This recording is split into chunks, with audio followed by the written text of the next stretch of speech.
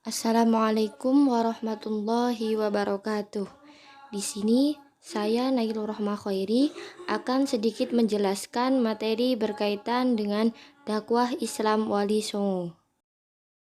Saya akan memaparkan dua sejarah dakwah Islam Wali Songo, yakni dari Sunan Muria dan dari Sunan Gunung Jati. Di sini terdapat 3 pembahasan. Yang pertama, kisah hidup. Yang kedua, strategi dan peran dakwah. Dan yang ketiga, peninggalan atau jejak yang masih ada sampai sekarang. Oke, langsung saja ke pembahasan yang pertama, yakni Sunan Muria. Beberapa fakta sejarah memiliki berbeda-beda versi dalam menceritakan kisah hidup dari Sunan Muria. Namun, beberapa sejarawan banyak yang memakai pendapat dari karya Umar Hasyim, di mana Sunan Muria merupakan keturunan dari Sunan Kalijogo dengan Dewi Sarah. Dan beliau memiliki nama kecil, yakni Raden Umar Said, Raden Prawoto, dan Raden Said. Dan beliau memiliki istri bernama Dewi Sujinah, yang tak lain adalah kakak dari Sunan Kudus. Dia juga masih memiliki garis keturunan dengan kerajaan Demak Bintoro, serta beliau juga membantu pembangunan Masjid Demak. Sunan Muria lebih memilih untuk tinggal di pelosok dan jauh dari keramaian, karena di sanalah beliau merasakan ketenangan jiwa saat beribadah. Dan di sanalah beliau bersama santri-santrinya mendalami ilmu agama. Dari sinilah beliau dianggap sebagai sufi yang mampu mendekatkan diri dengan Allah. Hari-hari beliau pun dipenuhi dengan ibadah dan berdoa kepada Allah. Yang kedua yakni strategi dan peran Sunan Muria dalam dakwah Islam. Strategi yang digunakan oleh Sunan Muria yakni lewat kebudayaan dan kesenian. Lewat kebudayaan, beliau mengakulturasikan antara kebudayaan setempat dengan doa-doa dan sholawat. Sedangkan melalui kesenian, beliau menciptakan tembang mocopat. Lewat kesenian inilah yang membuat masyarakat mau untuk mengamalkan ajaran Islam. Salah satu yang beliau lakukan dalam mendakwahkan Islam yakni memberikan pelatihan-pelatihan terhadap rakyat biasa. Dan dalam suatu buku juga dijelaskan bahwa beliaulah yang mempertahankan adanya kesenian gamelan sebagai alat musik yang digemari oleh masyarakat luas. Selanjutnya ada beberapa peninggalan Sunan Muria. Di sini saya mencantumkan 3 peninggalan. Yang pertama ada tembang mocopat, yang kedua ada kesenian gamelan, yang ketiga makam Sunan Muria, dan yang keempat Masjid Sunan Muria.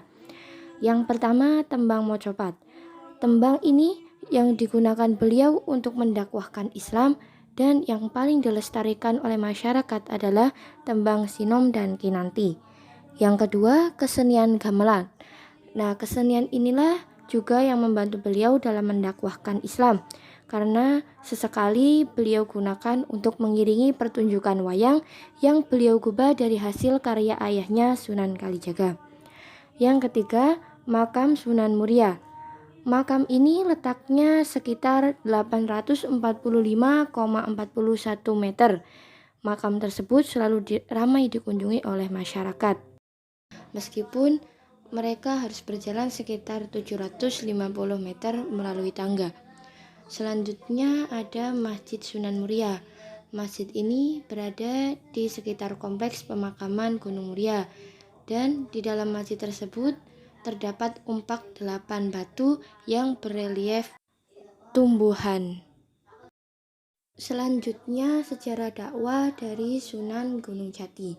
Sunan Gunung Jati atau Syarif Hidayatullah, beliau dilahirkan di Makkah pada tahun 1448.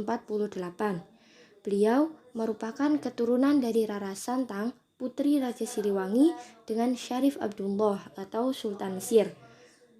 Setelah berusia sekitar 21 tahun, Syarif Hidayatullah atau Sunan Gunung Jati ditinggal wafat oleh ayahanda, dan beliau berhak untuk naik tahta untuk menggantikan ayahanda.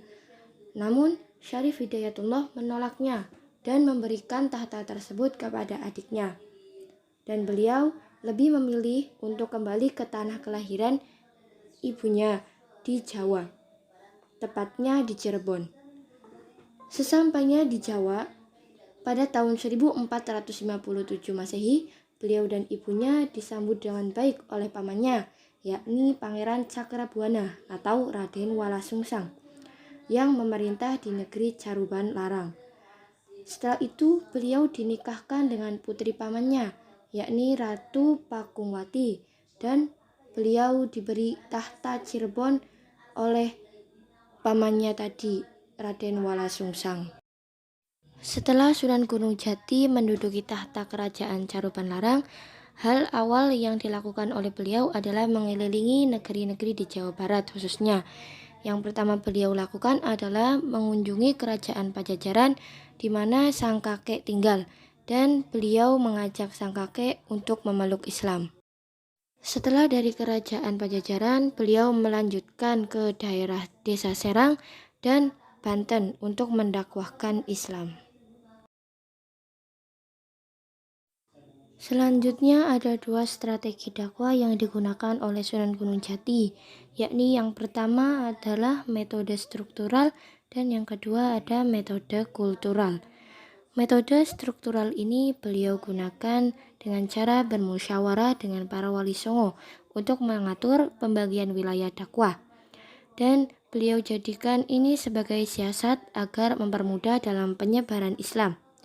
Dari sinilah beliau mendapatkan izin untuk mendirikan kesultanan di Cirebon. Sehingga setelah berdirinya kesultanan tersebut, berarti Cirebon telah merdeka dari cengkeraman Pajajaran dan Galuh. Selanjutnya untuk metode kultural, beliau menggunakan cara dengan menginternalisasikan nilai-nilai keislaman dalam keragaman budaya. Selain itu juga beliau menggunakan media yakni meliputi kesenian wayang, tarian, dan gamelan.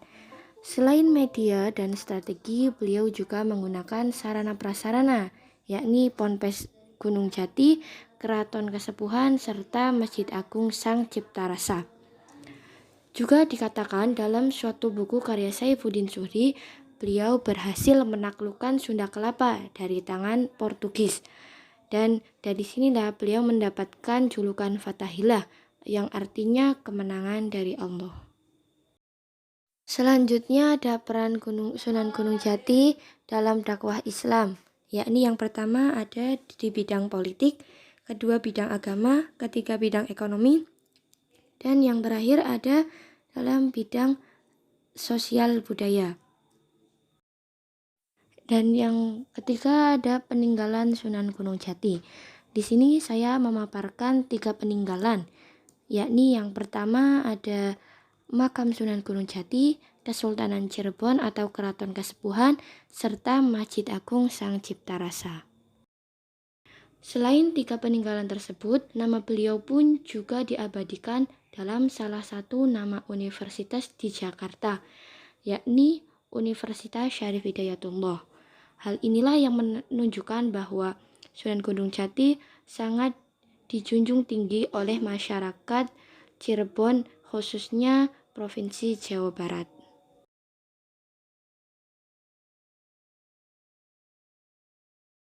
Nah, dari kedua sejarah dakwah Wali Songo tersebut, kita dapat mengambil ibrohnya. Yang pertama, menjadi pribadi yang selalu berusaha mendekatkan diri dengan Allah seperti yang dilakukan oleh Sunan Muria. Yang kedua, menerapkan sikap zuhud dalam kehidupan sehari-hari.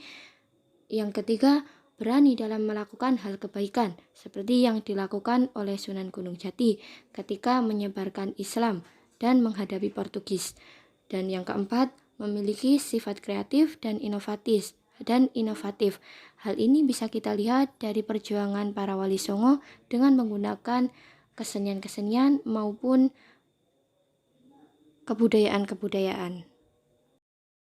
Terima kasih atas perhatian teman-teman semua. Itu tadi sedikit pemaparan materi dari saya. kurang lebihnya, dan apabila ada bahasa-bahasa yang belum difahami oleh teman-teman, saya mohon maaf. Cukup sekian dari saya. Wassalamualaikum warahmatullahi wabarakatuh.